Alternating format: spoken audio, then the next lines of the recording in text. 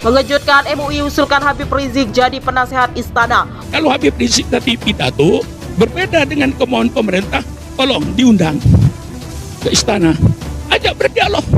Kalau pemerintah duduk dengan para habaib, para ulama, kami siap 24 jam. Kapan? Di mana? Silakan. Tentukan tempatnya, tentukan waktunya, kami datang. Apa yang Anda mau tahu pendapat kami sampaikan. Apa yang Anda inginkan dari argumentasi kami sampaikan. Sudah kita buka. Jadi, nah kalau itu dilakukan oleh sebuah rezim, biasanya itu adalah tanda-tanda keletihan dari rezim yang bersangkutan.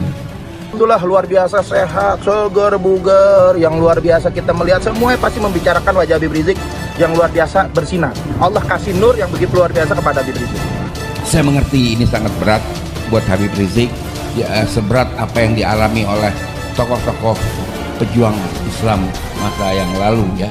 Tetap sampai saat ini hari ini aja, selebihnya mungkin masih acara keluarga. Ada info tokoh yang mau kesini nggak, Bang? Sampai saat ini saya belum. Mungkin yang lain ada kali gitu. Sabar adalah konservasi energi, bukan semata-mata sabar itu orang kagak ada kerjaan. Sabar itu bukan kagak ada kerjaan, sabar adalah konservasi. Pergi menemui, disebutnya sama Budi Dede ini, bimbang menemui seorang narapidana atau tidak karena sudah berjasa. Gitu. Memang tidak disebutkan siapa tokoh itu, tetapi di berita ini disebutkan bahwa mengarahnya ke Anies Baswedan. Ya. Karena ketika itu sebenarnya tidak ada gerakan apapun dari Partai Masyumi, terbuka apalagi tertutup, masing-masing sudah mengurus persoalan yang lain. Ada yang dakwah, kalau yang masih pemimpin yang belum ditangkap. Tapi Anies Baswedan ke Habib Rizik. Ya kalau bicara Dede, saya selalu ingat ada kasus yang belum diselesaikan, tidak clear. Mungkin sudah tapi tidak disampaikan ke media. Kalau dia pernah menggunakan tertangkap kamera oleh netizen. Memang dibersihkan, semuanya harus ada di dalam penjara. Letih kan itu 63. Jadi 2 tahun kemudian ya terjadi. Itu tanda-tanda rezim letih yang dia sudah tidak ada ide lagi bagaimana mengatasi oposisi. Mengatakan bahwa Anies Baswedan bimbang menemui atau tidak, saya kira kita mah sudah bahas kemarin ya, bahwa sebagai seorang tokoh yang beradab, saya yakin secara etika beliau juga tidak melupakan. Beliau juga sangat menghormati. Beliau bahkan sangat menghargai apa-apa yang sudah dilakukan oleh CHRS. Jadi mereka. Jadi keren sekali istilahnya ya, tanda-tanda rezim letih. Ini baru kali ini ada istilah tanda-tanda rezim letih. Letih ya. Silakan Bang. Jadi karena itu saya lihat itu setelah vonis ini. Tersambungan yang sangat erat Anies Baswedan dengan Habib Rizik, tapi kita juga ingatkan gitu bahwa fakta membuktikan ini fakta nih. Anies pun dekat dengan kalangan gereja. Ya, hanya nama saja, tapi substansi makna di dalam adalah bagaimana Islam mengatur tentang masalah kepemimpinan. Oleh sebab itu ulama tidak hanya menjadi holy man.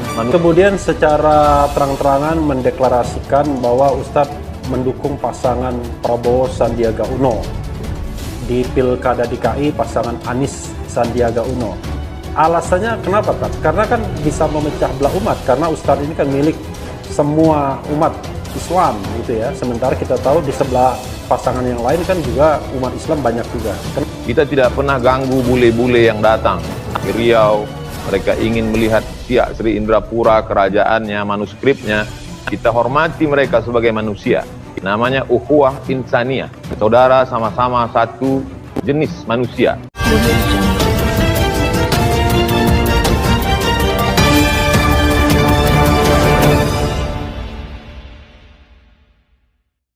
Wakil Ketua Dewan Pertimbangan MUI Kiai Haji Muhyiddin Junaidi mengaku sangat bersyukur atas bebasnya Imam Besar Habib Rizik Syihab dari tahanan. Alhamdulillah IBHRS sudah bebas dari masa penahanan yang penuh dengan pro kontra dan menghabiskan begitu banyak energi berkuras. Kita patut bersyukur bahwa kini beliau sudah menghirup udara bebas bersama keluarga tercinta. Demikian ungkap Kiai Muhyiddin Junaidi melalui keterangan tertulisnya pada Jumat 22 Juli 2022. Kiai Muhyiddin mengatakan bagi seorang pejuang dan mujahid, hidup tak punya makna tanpa perjuangan dan hidup itu adalah perjuangan panjang tanpa henti.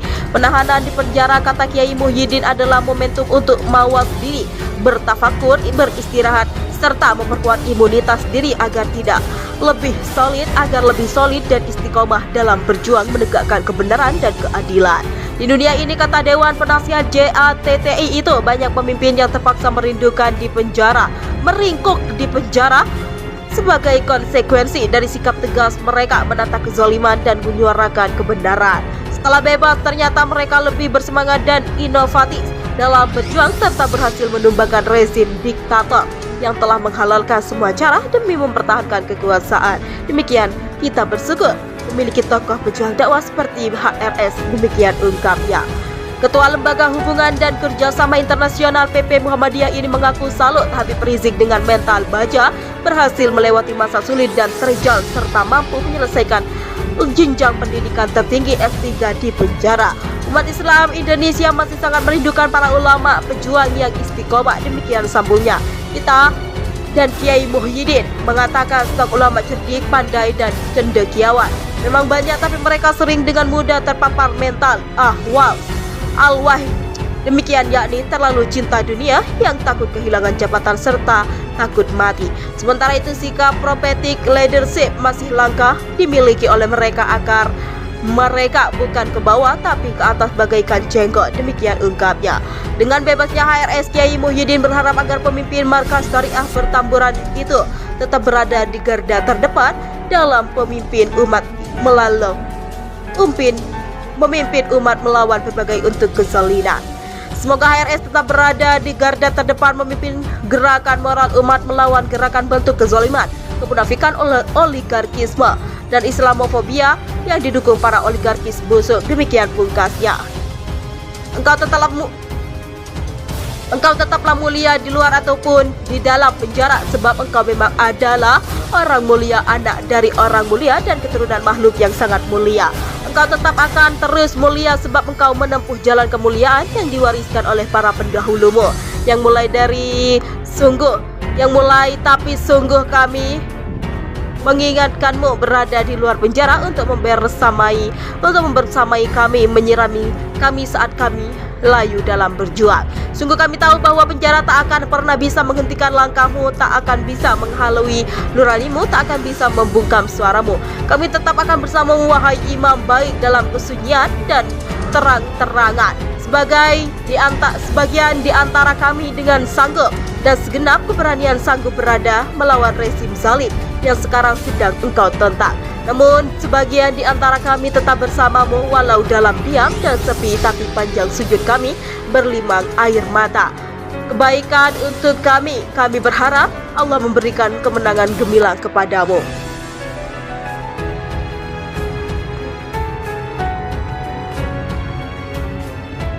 Ketua Lembaga Hubungan dan Kerjasama Internasional PP Muhammadiyah ini mengaku salut Habib Rizik dengan mental baja, berhasil melewati masa sulit dan terjal serta mampu menyelesaikan jenjang pendidikan tertingginya. Semoga HRS tetap berada di garda terdepan. Tausiah perdana Imam Besar Habib Rizik Syihab habis sholat subuh.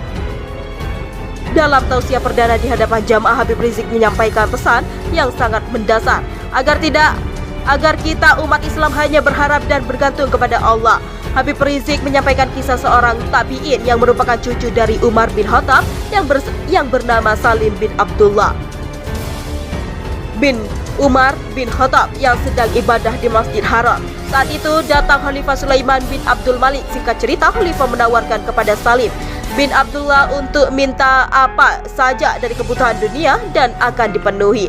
Apa tanggapan Salim? Saya tidak meminta kebutuhan dunia atau yang dimilikinya. Bagaimana saya meminta kepada yang bukan pemiliknya? Demikian kata cucu Umar bin Khattab ini. Khalifah pun tertegun. Kita diajarkan oleh Salim bin Abdullah bin Umar, digantungkan harapan kita kepada Allah. Jangan menggantungkan harapan kita kepada manusia. Itu satu pelajaran yang luar biasa. Demikian kata Habib Rizik dalam tausiahnya. Pelajaran yang kedua yang beliau tunjukkan kepada kita adalah jangan merendahkan diri kita kepada orang lain hanya karena jabatan dan harta benda mereka. Semua itu tidak ada artinya. Tidak ada artinya di hadapan Allah. Demikian tutur Habib Rizik. Pelajaran ketiga, Salim sedang berdakwah sekaligus amar ma'ruf nahi munkar kepada khalifah. Demikian ujar Habib Rizik. Terus semangat, duahi penolong-penolong terzalimi, wahai pembela bangsa dan negara. Tak akan dapati orang sepertimu pada 100 tahun yang akan datang. Bahkan dalam cerita-cerita fiksi sekalipun sungguh tak ada pahlawan sepertimu. Pembebasan bersyarat yang diterima Habib Rizik dinilai tak lepas dari tekanan pemerintah Amerika Serikat terhadap pemerintah Indonesia. Demikian disampaikan Ketua Lembaga Kajian Publik Sabang, Merauke Kirkal Sahgandah Nainggolan dalam diskusi webinar bertajuk Pembebasan HRS dan Masa Depan Keadilan Indonesia. Rocky pun mengatakan saat ini banyak orang yang mengalami hal sama dengan Habib Rizik, hanya berbohong kecil tetapi kena penjara 2 tahun dan bahkan belum bebas benar-benar belum. Sementara itu aparat kekuasaan itu melenggang bebas padahal sudah bohong berkali-kali. Demikian tuturnya.